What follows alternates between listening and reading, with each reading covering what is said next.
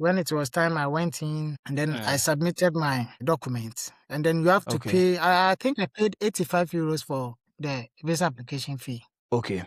Then 85 euro. this is how the interview went. Sometimes me, I don't really call it an interview. That is why when we're even about to do this, I said, we are just here to talk. Conversation, It's yeah. the same thing at the consulate's office or cubicle. It's the same thing. And your interview won't go be so. What you have to put in mind is that whatsoever you are going to say there, or whatever is going to happen there, is going to be like a conversation to the information you have provided or handed him. So they are just basically speaking to the content or the document you are giving them. So some sort of a confirmation of documents.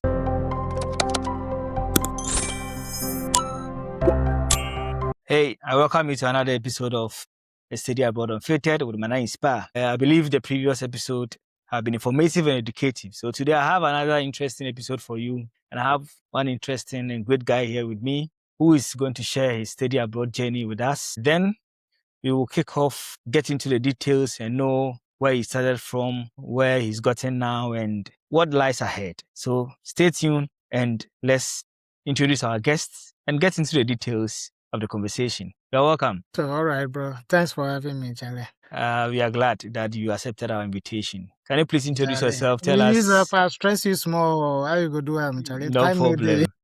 No problem. You understand, bro. You understand, bro. Yeah. Understand, bro. Can you please tell us your name and give us a little bit background introduction so that we go into the details of the conversation? Yeah, sure. My name is Augustine. Normally, if I did like a day, I was they call me Larry. Austin, Larry. Yeah. I think we had some conversation behind the doors. We all went to the same secondary school, Swesco. Exactly, yeah. We completed some years back. You know, the story long. Yeah. So after Swesco, I went to UCC, I think in 2015, and I completed in 2019. All right. And then after that, we did inside the work, then you just they do normal things for Sweden. Then okay. I think around winter 2024, that is when I decided to further my studies in Germany. Okay, very well. So what program did you study in UCC? UCC, I did agribusiness management, bachelor's in agribusiness. Okay. Because in Swesco, I did agri science. The Swesco stories have be funny. I remember I admitted into visual arts program. Okay. So as I go, Charlie, what do you call it? Misconception be about some of the programs that we run in our secondary cycle. Exactly. So when I went to this school, me were visual arts class. All right. The class was okay. I mean, brilliant students were there, but misconception being a word to say we do board drawings. Then honestly speaking, when I look within, I felt as I could do more. Like I needed a more challenging program. All right. So we just went through the normal process, and then I switched my program of studies to agri science. Okay. So would you say it was something that you were interested in? Yeah, because even all my work experience revolves around agri industry, because I was working at PBC, some agri sector. So interesting. And then I had the opportunity to do a master's in agri economics. Yeah. Okay. All right. Okay, so tell us about your decision to even further your education abroad, because we know there are possibilities of you doing the economics masters in Ghana. But then what informed your decision to move to where you are now? And if you can tell us which country you are currently. Yeah, sure. I think I'm someone that really loves to learn. I learn a lot. That one, those around me know. So I really love to learn. So right from SS, I had that plan. So at least, if for nothing at all, I should just get a master's before I just stay within the the professional sector. You get it. So the plan wasn't to finish my first degree and then be like, okay, I'm hunting for jobs, I'm looking for this, blah blah blah, or maybe I'm just starting my work. Yeah, I just needed to go further. So the inspiration, or let's say the idea, was there long ago. I was just waiting for the timing to make sense. So when I finished my bachelor's, I think, as I said, I had the interest in the agri sector long ago. Okay. So when I finished with my bachelor's, unfortunately for me, my supervisor, Dr. Nere, he was very close to me. So one time he sat me down and then was like, okay, if you really want to further, these are the things that you have to do. Okay. Look at the requirements of each of these countries, the schools, the institutions, and whatsoever. And then make sure you are putting plans in place. So by the time you finish with your service and everything, at least you have the basic requirement to put in applications and see whether you get admission, and then right away you go. You get it. All right. Yeah. All right. And so I think after my service, I was doing some winning. We were just working. Yeah. No, we were working then. I had already written my IELTS first, because when my professor told me all those things, I just decided that I need to come to Germany, because looking at the field that I want to find myself, I realized we have so many schools here. Okay. Deemed fit to say they are the best choice for me. Okay. Yeah. So I think during my service, I just decided to write my IELTS. I think I did it within a week or so. And then I just put it down, because I was just trying to take it a step at a time. There was no rush. Definitely. Yeah. So I started researching around the schools and other stuff. So when I decided finally that, okay, the direction is in Germany, then I started to find some schools that at least will meet, or maybe let me put it this way, schools that I will meet their requirements, so that the admission wouldn't be that stressful. So that is what I did. And then I think the funny aspect of this whole story is that, this school I'm studying at University of Hohenheim in Stuttgart. Okay, in Stuttgart. Okay. So that was the third time that I was getting the admission from this school. Oh, okay. Yes. The same program? I will share with you the admission, like the email from them. The first one, I think it was something, and then they sent me an email with that out of blah blah blah people who applied, they selected 15 people globally, blah blah blah. So I was like, I was just giving it a try too. I was just testing the water. So by that time you're not ready to pursue. No, because my professor in bachelor's, my supervisor told me that this is how you have to go through. So I was preparing myself. So when I got everything set, I said, okay, let me test the waters, because that time I was actively working. Let me test the waters. So I put in the application, and then the admission came. And I said, okay, then it means I'm just doing the right thing. Yeah. Let me prepare myself well again, and then when I'm ready, let me just put it in. So the first one there, it was nothing serious. I was just trying to test the waters. The second one, I put it in, I wanted to come. And I think what really came up, I think, is it something funny, but I can't really remember. And I said, okay, no problem. That time too, I was actively working. The second time too, I was actively working. So I said, okay, let me let this one also slide. So the third time is when I said, okay, this is the time. Let me do everything. Pursue, So I just put in the application. I put in the application knowing that I'll get admission, because it's the second time in a row, or the third time in a row. And it's the same person with the same academic credentials and experience. So I just put it in. As soon as I put in the application, I started preparing, planning how I would just jackpot from Ghana and things. I was just putting things in place. So by the time the admission came, I was halfway prepared. Oh, that's interesting. Yeah. I was, because you knew you were going to get admission. So yeah, sure.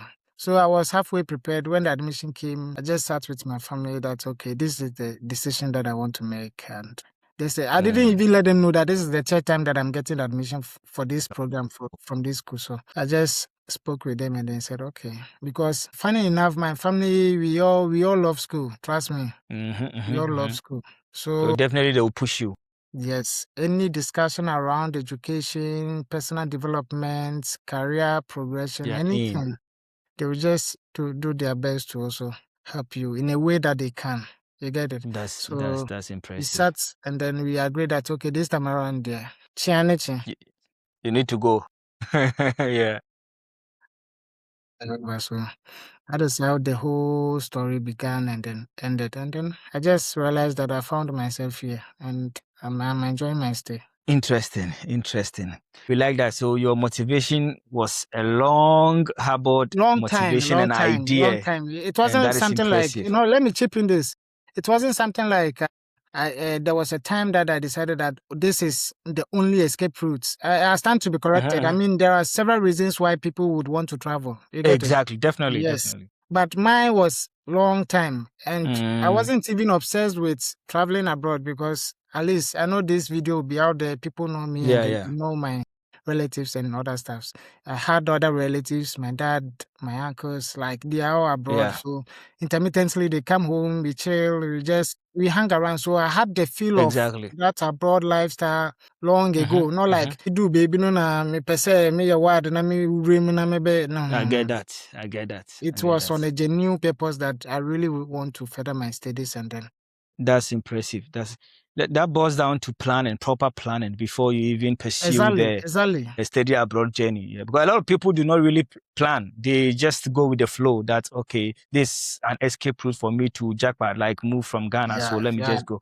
But then it comes with a lot. So when you plan well, then you'll be able to pursue that. Okay, very good. So having applied to this school on 3 consecutive times and having received the admission, can you walk us through the application process? Was the school recommended to you by somebody, or it was through your personal search, then you found out this school exists? And how was the application process? Was it difficult? Were you supposed to pay any amount whatsoever as an application fee? Walk us through that bit.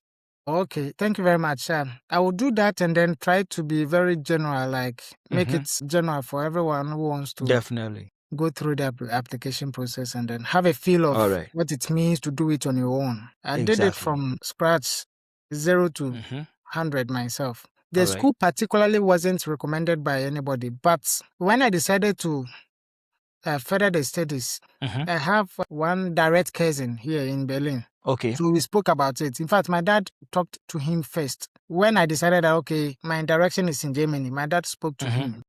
And then he reached out. In fact, we are that close. He used to be my teacher at Swesco. When we were in Swesco, they brought some ICT teachers be for service. He was one of them. Yeah, I don't want to mention his name. Yeah, I know he will see this video. So okay. It seems I'm remembering the first. Yeah, you go remember him. You see my face. You see him face. I was close with one of his friends. You go remember him because we did this. We resemble. He was friends with one of the teachers. PK. He was friends with everyone. He was. Yeah, he was cool. Everyone, yeah. If he's the one I'm thinking about, and probably I even know another brother of his. But then we will talk about that. You do, yeah, back doors. Yeah. And dad reached out to him, and then he also called, and then we were discussing, and then it was like, okay, this is the situation, because I think by that time he had already traveled to Germany for like 3 years back or something, 2-3 years back. So at least he had a fair experience of the system over here. So the system, yeah. We had so much time on the phone talking, giving me some tips here and there. You get it? Yes. And then with the selection of the school, I did it myself because I was just looking at the very institutions that provide the exact environment that I need to develop myself in that career path I've chosen. You get it? Yeah. So that refined my search of the schools that I wanted to seek admission from. So when I was just looking through online, I realized that this school happens to be, if not the best, the second best of what do you call it? All agricultural institutions in Europe, I should say. You can Google University of Mannheim, yeah. All right. So when I checked, and then I think I checked 3 schools and I got admissions to all these 3 schools in Germany. I also applied for 2 schools in UK. I also got admissions from them. Because the reason why I didn't go to UK is that I think one of the schools gave me 50% scholarship, and then even the 50% that I have to pay could pay my blocked account for here. So I said, you go and sleep somewhere. The other one gave me like 25%. I said, oh. I was even trying to test the UK system too to see whether I could get like a full funding program or something. So here I applied for this school, University of Passau, or if I don't know if I've pronounced the name right. And then I think the other one is Kassel. Yeah, there were 3 schools. Then I decided to settle on this one because of the reputation and then the system that is put in place over here. That is very important. I'll get it so easy. Not like easy, but it will make my stay and my studies very convenient for me. And then the city is also nice, Stuttgart there, Charlie. Be nice. So that is how I decided to settle on this school. And then to the other question, I think the application process, I'm just making it general so that, whoever comes across this video wouldn't be like, I'm speaking like whatever I said doesn't apply to him or her or a situation. Okay, definitely. So Germany, this is how I think. I'm speaking from my perspective. I stand to be corrected, but I'm sure that I'm giving out the right information. The right information, yeah. there are two ways that you can apply for a school in Germany. It's either through the Uni-Assist portal or the direct, what do you call it, contact with the school. The direct contact, then what you have to do is that you go to the school's website, official website, and then you do the application over there. Sorry, the Uni-Assist portal, you sign up. It's a portal. I mean, the name just obvious. You sign up and then you upload all the necessary documents that they will list there for you. And then there is a search button. So you search the school there, the program, and then the semester that they open or offer admission. All right. And so when you click on the school, all the necessary information that you need for your application will be provided over there. Okay. That is the Uni-Assist. And so when you meet all the requirements, because you had already uploaded all your documents, the relevant documents in the portal, with just a click of admission, it will make reference to the necessary document that the school requires from your portal data. You get it? Okay. So supposing you uploaded your transcripts, your degree certificates, let's say other documents, and there may be school A. When you clicked, they were just requesting for transcripts because it is already uploaded. When you click on the application button, it makes reference to only the transcript and they leave the other documents that they don't even need. You get it? I think it's the same system with the common application in the US schools. You upload those documents and then you search for the schools and then you just apply. And then with the Uni-Assist, my time, I think first application you pay 75 or 70 euros or so. And then subsequent applications you pay 30. So that one cramp on Ibima, cousin way day, Berlin he pay give me. All right. Yeah, I think my old man sent him like 100 euros or something. Yeah. So he applied because the castle and then the passer. Now I do them through the Uni-Assist. Okay. So he introduced the Uni-Assist thing to me. So when I uploaded everything, when it got to the payments and I make copy link and send it, then he paid. But then for this school, University of Oinham, you have to do it direct. Okay. Yeah. Does it mean they were not on the Uni-Assist? Yeah, I know even pay one CDs for a year. Okay. And that is how it works. And then I think you will just have to wait for your admission and once you wait, you just have to prepare yourself because anything can happen. Yeah. All right. That is fine. So 75 for first application, 30 for subsequent applications. Yeah, I don't know whether that's policy or that fee has been revised, but as at like 3 years ago, that was it. Yeah. I think 75 for first application and then subsequently or application that you would do through that same portal would attract a cost of 30 euros or something. Yeah. Very well. Okay, so now how long did it take for you to get a feedback from the school after the application? I can't really say, but I think it shouldn't take more than 2-3 months. You know, some of these situations they do change over time. And it depends. Definitely. Yes, one thing I also realize is that it depends on the time or the period that you are applying. Okay. So supposing winter semester application opens at maybe on, let me put it this way, application opens on, let's say, 1st July and ends maybe 30th August. Obviously, if you're supposed to apply 1st July, your application data will be in their system before anyone who applies later. Yeah. So if there should be any decision, the first round of decision, yours should be picked first before whoever applies later. And then maybe, I don't know how they do it, but maybe they will just do the final decision and then give you the feedback. But I think it shouldn't last more than 3 months. It shouldn't. It didn't last more than 3 months. You just get it. Very well. I spoke to some people and they said that when they received their admission, they were asked to pay a commitment fee, like an acceptance fee. Was that so in your case? Were you supposed to pay any amount as an acceptance fee? No. There wasn't a situation like that. I think that acceptance fee really works in the Canada, US, and the UK. Yeah, most of them. Yes. Few people I've spoken to told me. For the European side, I think they are more interested in your blocked account, not your acceptance fee. Because I remember which we will get to. Yeah, sure. I remember with my UK admissions that I got, the one that gave me like 50% scholarship, I still had to pay part of the remaining 50% before they could issue me, what do you call it? They call it admission letter. Confirmation of acceptance letter. Okay. That is what you use to attach to your other documents for your visa process and other stuffs. You get it? But for this side, none of the 3 schools that I gained admission into asked me for any payment of. I think this school particular, this is how it worked. I was supposed to pay, what do you call it? 500 euros a semester as a fee. Okay, as a fee. But then, but by virtue of you coming from most of these developing countries like Ghana and other stuffs, they sent, okay, this is how my situation was. After getting the admission, they sent me the admission details, everything, my fees that I'm supposed to pay, blah, blah, blah. And then they sent a separate email that I qualify for fee exemption, so I should attach my national identity and something to prove that you are from the country that they consider. I sent all the documents, and then they also sent another email that I said I've been exempted from paying fees, blah blah blah,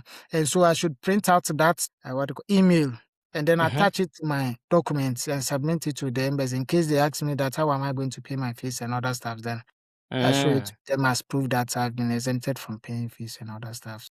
Also, it means you didn't pay any fee at all? No. Here, I just pay, what do you call it? They call it administrative charges or something. I pay less than 200 euros for a semester. Pay like 176 or say 178 for a semester, like administrative charges.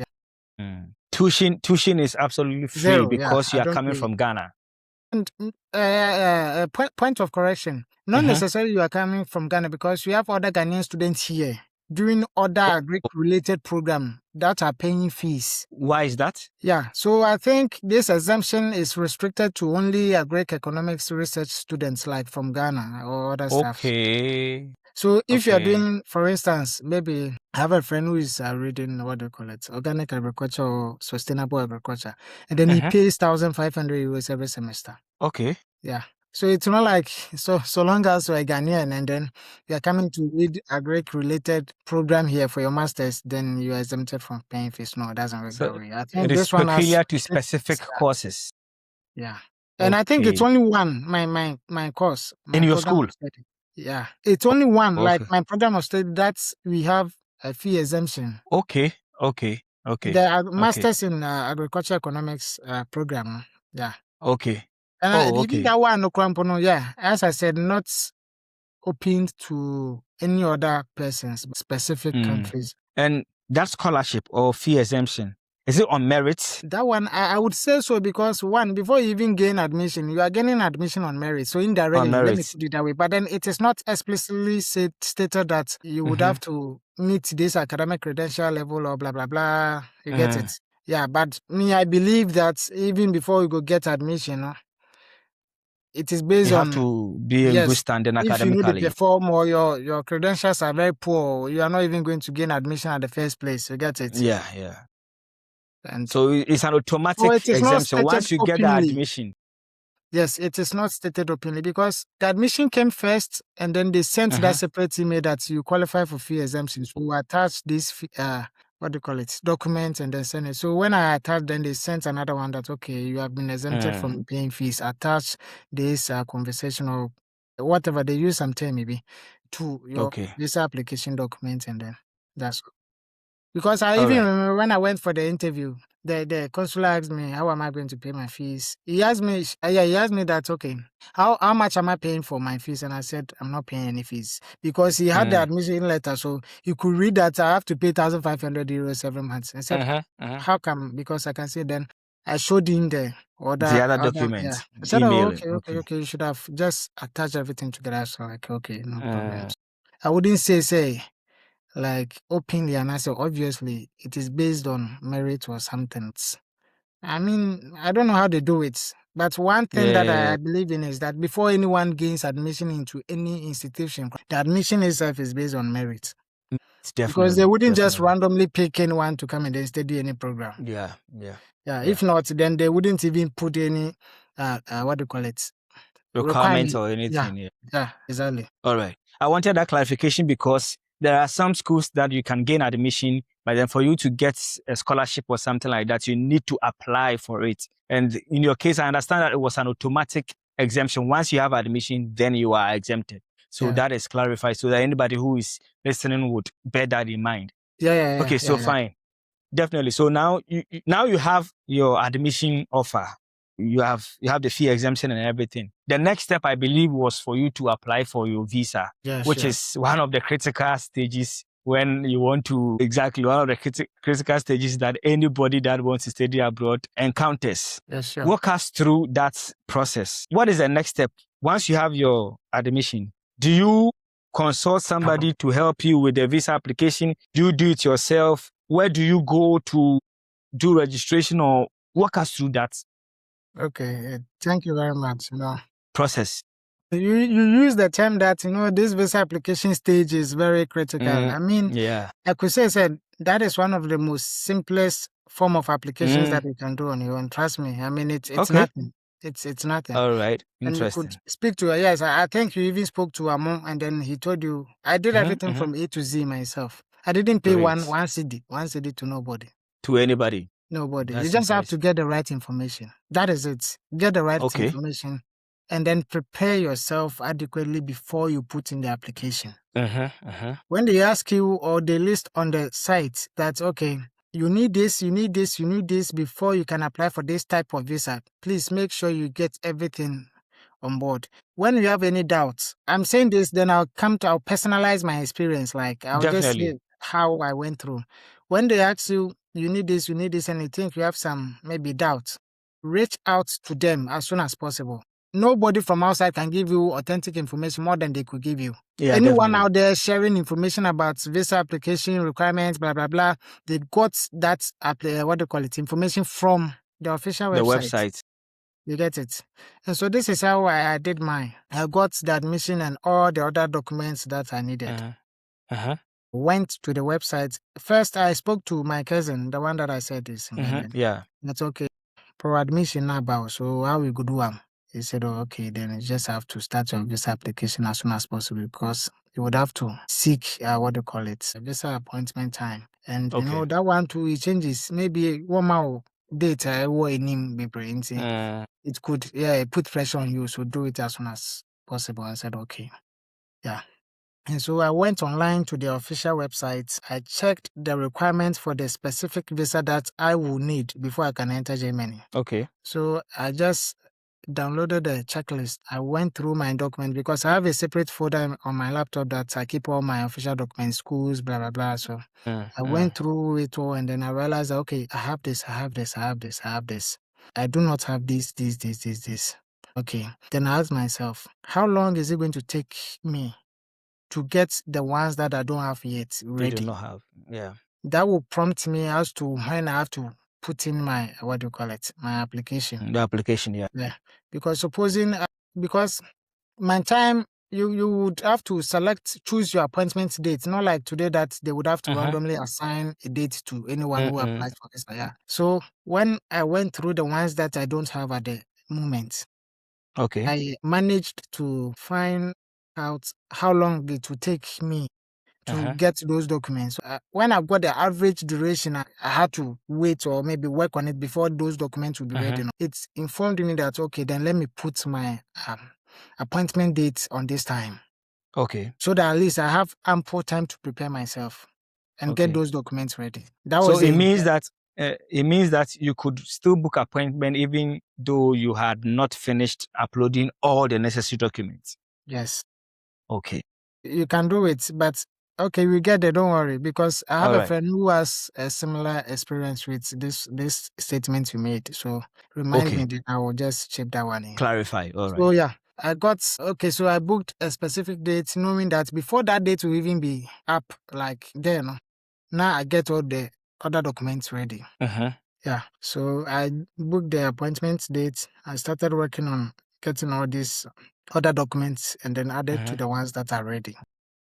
Okay. And then, when they were ready, fortunately for me, I got those documents on time. So there was no need for me to cancel my appointment and book again for another time. I mean, during that time that I was applying, there was that freedom. You and Kasa book your own appointment dates. If you think, say, "Be do when you're ready, you go fake cancel them, then reschedule them." But then today, no be so way day. Okay. Yeah. So when everything was ready, then I looked out for the time, like the dates, everything, the location, and then where I will sleep and where I will go. I mean, you have to pay attention to all these simple things or details, or because you might. I feel that as a being, as a human being, and as serious as you are, you have to be aware, conscious of everything that you are doing. Even that 1 second, 1 minute could change so many things. Yeah.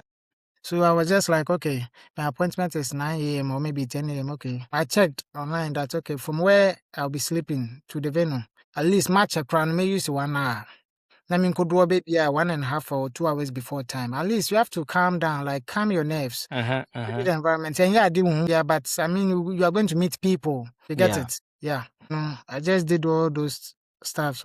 I went there I think I went there as early as 6 a.m. or 5 a.m. or something. Okay. Because my appointment was so early. 9 or before 9, something, baby. I just don't know the exact time. So I went there. I was with one cousin. We went there and then we formed the queue. When it was time, I went in and then I submitted my documents. And then you have to pay. I think I paid 85 euros for the visa application fee. Okay. 85 euro. This is how the interview went. Sometimes I don't really call it an interview. That is why when we're even about to do this, I said, we are just here to talk. Conversation, yeah. It's the same thing at the consulate's office or cubicle. It's the same thing. And your interview won't go be so. What you have to put in mind is that whatsoever you are going to say there, whatever is going to happen there, is going to be like a conversation to the information you have provided or handed him. So they are just basically speaking to the content or the document you are giving them. So some sort of a confirmation of documents. Now, exactly. And your interview say, Okobisa, what is the name of this, blah, blah, blah, those misconceptions in the pattern. And yes, I've it. They are just speaking to the information you have provided. And then maybe once a while, they will just test your knowledge about what you are planning to do and answer where you are going. But it wouldn't be like, Okobisa, out of the blue, moon question be another one they are just speaking to the information you have given them. So I remember one of the questions that he asked is that he picked my admission letter. Was like, oh, okay, what do you think you are going there? Like, oh, well, I said I'm going for my master's. And I said, okay. Like, so he pretended like as if he doesn't know the school because all the information that he needed was on the paper, the document. In front of him, yeah. Then he was just typing, it was like, oh, to which school? And then I mentioned, oh, okay, that's nice. I've also heard about that school. And why do you want to go to that school? Then I was like, okay, blah, blah, blah. Then I told him everything. You get it? And then that question came up like, okay, so how much fees are you going to pay? I said, I'm not going to pay any fees. You see where the whole thing, the strings started pulling itself. Yeah. So because he knew or he saw on the admission letter that I had to pay like 1,500 every semester. So how come I am saying I'm not going to pay any fees? Two contradictory situations there, or maybe, yes, let me put it that way. So that is where they would be skeptical to probe further. Say, but I see, sir, you have to pay this. You are also telling me. So initially, create a sense of inconsistency in their minds. So you would have to prove them otherwise. That is the idea of all the interview. Okay. So when I said that, okay, I have been exempted from paying fees, blah, blah, blah, it was like on the hard copies. That is also, it's not like any interview. You just feel free, go talk to them. You just have to have an idea of whatever you are giving them. That is why I say it is very important you do it everything. You do everything yourself, bro. Yeah.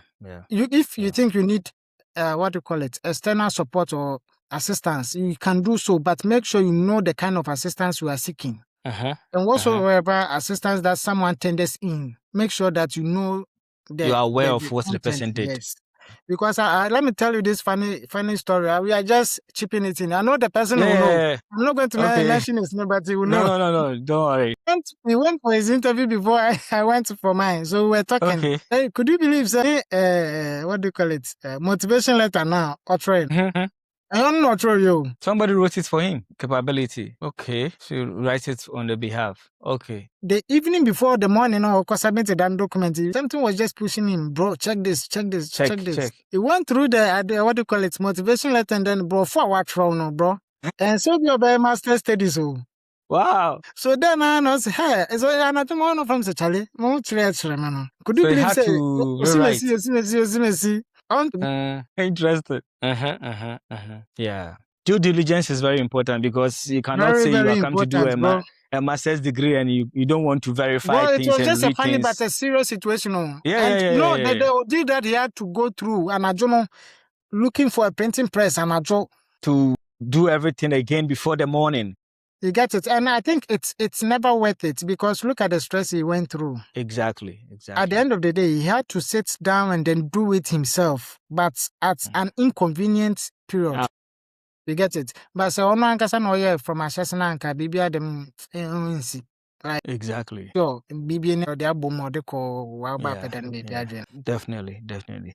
Okay, so now you mentioned documents, but then we don't know some of the specific documents these embassies require. But before we get to that, I want to clarify. Did you go through a third party or you went directly through the German embassy in Ghana? Because I know some people go through VFS and all that before they can apply for their visa. So can you clarify that? Yeah. I think with the German visa, you go straight direct to the German embassy. Okay. You just have to get the location, the address of the office, and then you go. You book your appointment, you print a copy of your appointment details, and then when you get there, you give it to the front desk. Guy be home, Rasta guy be not some man. You have a place that you have to sit and wait, like a waiting place. And then you form the queue according to who came early, yeah. All right. Then they will call you maybe in batches like 5 or 4. Then you go to the counter and then you submit your appointment details. So they will know that, okay, you have an appointment this time, this day. Okay, then they will ask you, maybe I'll go to box 1, cubicle 1, cubicle 2, box 2, and I say, then you go inside there to wait for a while. But that waiting area, you can even see the consular. Okay.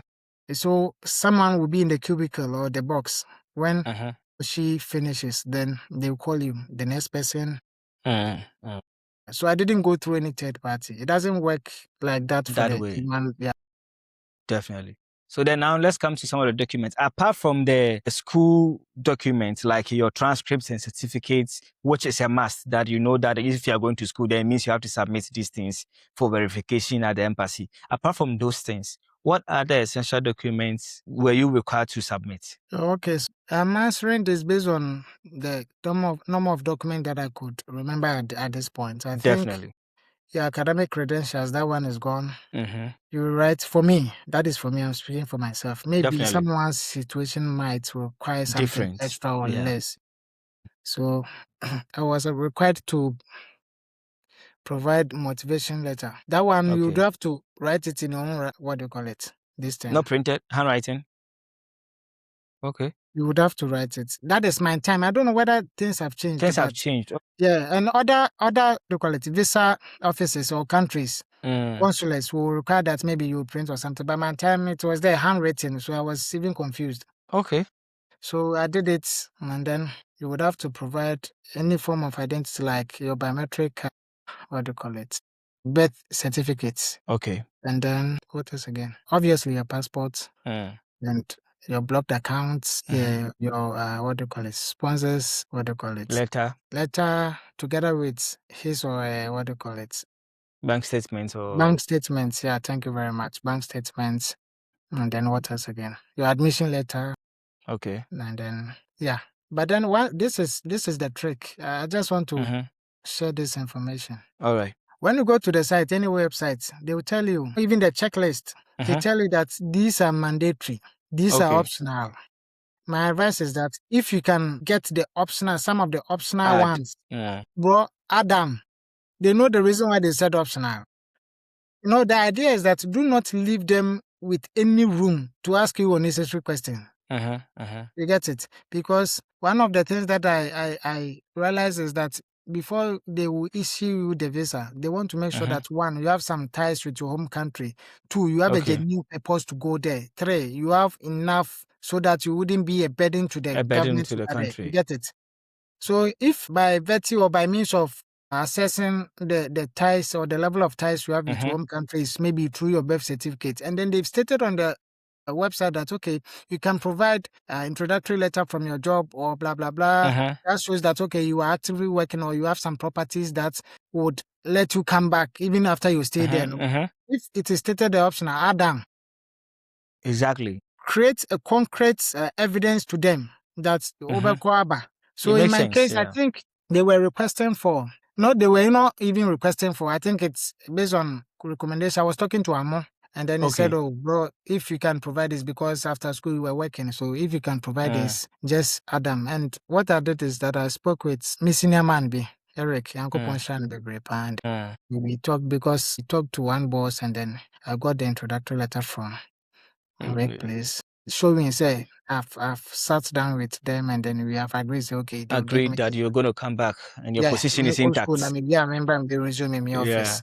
Exactly. That's what they need. Yes. So they gave me that letter too, and then maybe for some reasons I wouldn't want to mention the boss's name, but it's fine. been very, very good. Yeah. So I got that letter added. So at least with this, and when you say, oh, that this guy is also actively working. And I feel them so no console because when you were a German letterhead, so signature, stamp BBS, so I just added that one. And I think with the means of finances and also, I think say if you have the blocked account, I think it's okay. But then important to say what did sponsorship letter and bank statement and also account. That is why I said earlier, leave them with no room to ask you any unnecessary question. Exactly. Make sure that you are giving them the evidence that they need.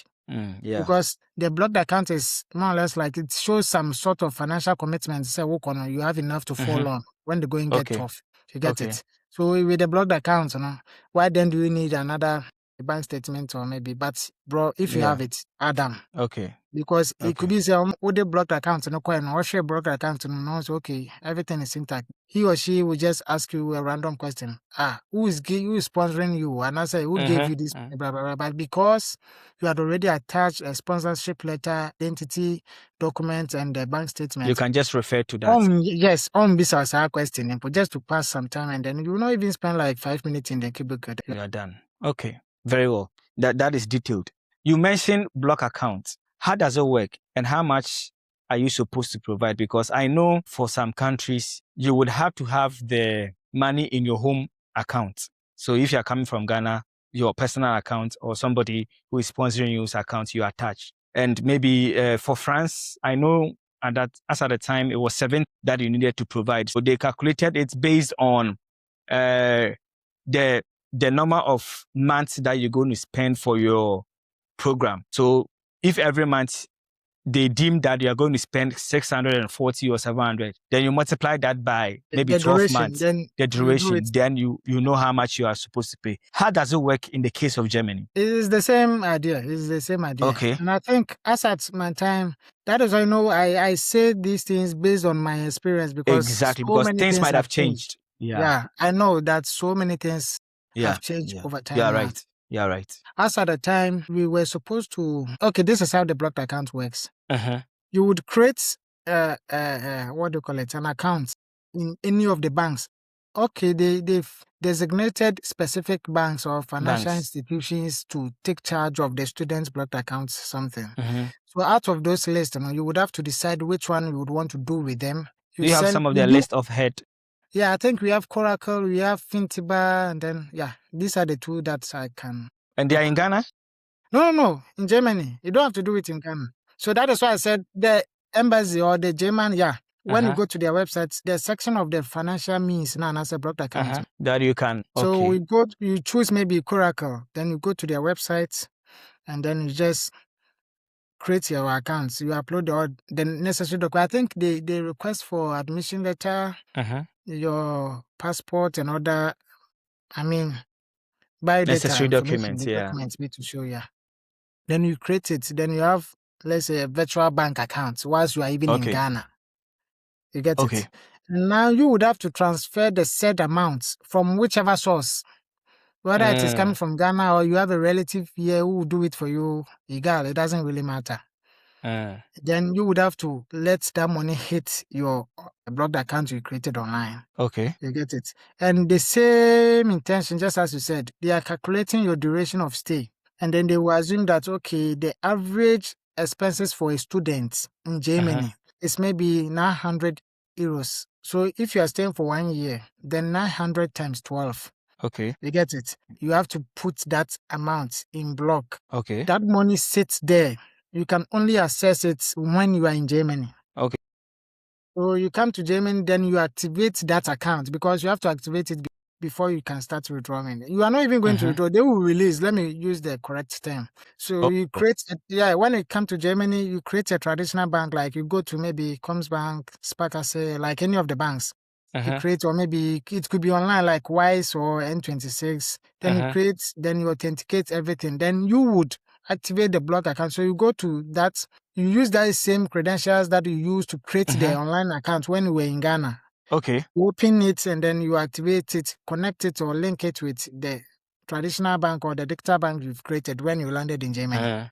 You provide, I think you would have to also upload your arrival stamp in your visa, your passport. And then they will know that you are in Germany. Because as I told you earlier, you can only access this money when you are in Germany. So they need a proof that indeed you are in Germany now. All right. And then you upload and then they will send you confirmation, everything is blah, blah, blah. So at the end of every month, they will release the predetermined amount that they said, okay, an average student spends like this. So they will release that amount to you. So for the first period of 1 year, your money will just get back to you. The money is just for you. The block account, they will be on for one seed in also. But then it is released on monthly basis. Every month they give you, if it was 900, they told you you're going to spend as a student. They give you 900 every month. Every month. Okay. But I think they have other ways to prove your means of livelihood. The blocked account or the what do you call it? Obligation letter. Yeah. That one you would have to get a relative who is a resident here to go to the Auslanders office or the immigration office, and then they will be like, okay, I have this person coming. The person would have to prove beyond reasonable doubt that this person, I have a relation with this person. Yes, and I have enough on me, like I'm well doing me, Juma, Miss Kasemi, okay, me here obligation letter. Then they will send you a copy there, you print it, and then or maybe they will just do it through the embassy. I mean, they have a way of doing it. But that one, no, sometimes, Oh Mangasa, this one, they let me say it in fancy so that once they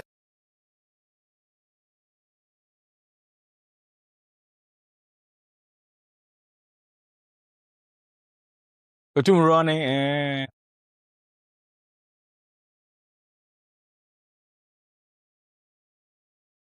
Yeah.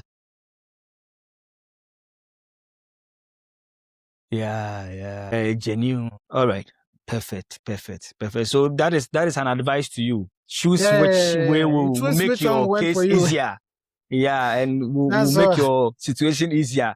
The bottom line is you want to get a visa, but then you want to get it without any difficulty or struggle. So if it is possible, just provide the block account, then you are good to go. Yeah, and then so thank you I want to also add this, the block account, I think maybe someone will be asking, into say, we didn't visa na we can another. Yeah. Once I can visa now, they will transfer the money back to the account now. We'll transfer. You transferred from. Yeah. Okay. You get it. Okay. Only deductions, maybe a transactional cost now. All right. As at that time. Okay. All right. So yes, you have mentioned that it is calculated based on the amount they assume you will spend. How much in your case did you put in the block account? There's also another twist over here. I'm repeating again. Things have changed because as at the time I may apply for my visa, now block account net 10,348 euros. So you're supposed to pay 10,348 euros as at the time. Something like that, yeah. It was less than 10,500 euros. It was 10,300 and something, 430 something. Maybe I'm a coin. Me consular me kasa I wouldn't say or interview me. Yeah. And then he told me, say, okay, from I would maybe October. But me come interview no say July you say be them. Me call interview no say okay. Can you okay. If I come rate, then make I go top up and then make you rate that current blood account amount now. All right. I don't know whether you get it. Yeah, I guess it's very well. So me, but who will do that? Yes, why I fool. So even after that interview, I'm say okay, then everything has gone through. I think semi-com interview too. Less than 5 days was 1 week. No more. Then you had a feedback. Or testing say my visa is ready. One say your passport is ready for collection. So I name say okay, very well. And so when I got it, and that side that they told me, say, when I get here, make I add up, make you reach the current destination. They gave me an official document I signed. They said, yes, when I enter, I go, Adam. You top up. Yes. Okay. I've entered already. Like, all right. So very well. Now you are in Germany. Now you have your visa after about 5 days of application. Let's say a week. Yeah, let's say a week. But Fair. it wasn't up to 2 weeks. Yeah. Okay. So now you are in Germany. What month did you enter Germany? I came October, I think. Which year are we talking about? 2024. 2024. Okay, so 2 years back. Yeah. So October 1st or yeah. 1st. Yeah. And when was your school starting? 15th. Okay, so you went about 2 weeks before October, time or something. And let me put chip in this too. You know, the dates that you would want to enter, you would have to decide it when you are filling your visa application form. Okay. So I remember that date, when I was talking to my cousin in Berlin. I was like, okay, bro, when do you think I should come? Like, should I come a bit early? He said, oh, yeah, bro, you have to come like 2 weeks because you are now trying to find your way, settling and other stuffs. You get it? Yeah, so you would have to decide. And even that date now, we choose, you have to get tangible reason behind it because who could be not doing maybe so. Why do you have to? Do you want to go that early? You get it? So I think so.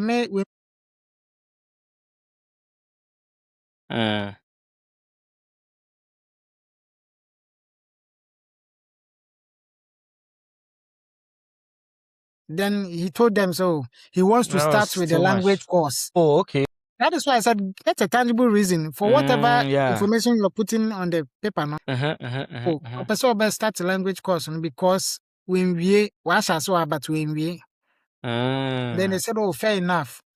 No, be say. Then so I mean, why would you want to stay in a country and then not learn their language? You need the basics to kickstart. So that 1 or 2 months will be enough to learn the basics here. And they gave it to him.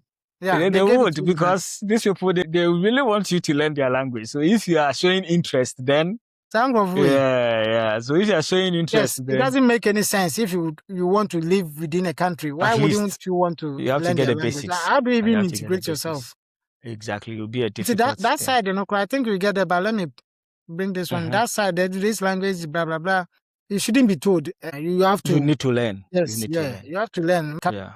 I feel say we are the man. Sorry, say we are irresponsible because Basics. Yeah, basics. Yeah. It's fair. It's just right that you learn something. Yeah. Okay. So let me clarify this before we go into you in Germany. When you were applying for the visa, were you required to provide proof of accommodation? Okay, yeah, I forgot that one. Yes.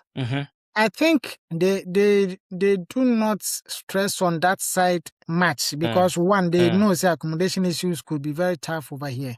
But that is why I chose my school. I really love this school. Even when I was in Ghana, I had my accommodation secured. From the school? So when the admission came, they sent another separate email. Say, okay, I qualified to stay in one of their dormitories. Dormitories, accommodation, blah blah blah. They gave me a list and a link. Let me go check the ones. When you get on their website, you will see pictorial views of the respective halls and answer dormitories. Then you will decide. Until you want to be part of the selection pool of selection one. It goes through phases. So maybe phase 1. Penny pay be 1,000 to accommodate. Okay, 1,002. Then first come first serve. Let me put it that way. And so when everything was set, they assigned me to a specific room with details. Then they said, "This is how much I am supposed to pay." So there you would have to pay the debts, the cash on, and then 1 month's rent. So that one I even paid when I was in Ghana. That one there I paid through my normal bank. I made my bank transfer. That's equivalent to the account they gave me. And so they sent me the confirmation, everything. So I just added it. That is why I said earlier, bro, if you have any other documents that you deem appropriate, that is all. Add it. So I added it and then the man was like, when he saw that contract, he was like, oh, you have already secured your accommodation. I said, yes. A serious person. You get it hard. Yeah. And to know if you have any other thing then. So finally for me, I secured my accommodation before I even traveled from Ghana to here. Okay, very well. So what I will do is that you want to make this conversation from your school application to the visa and getting your visa a part one. So I'm going to draw the curtain on this one.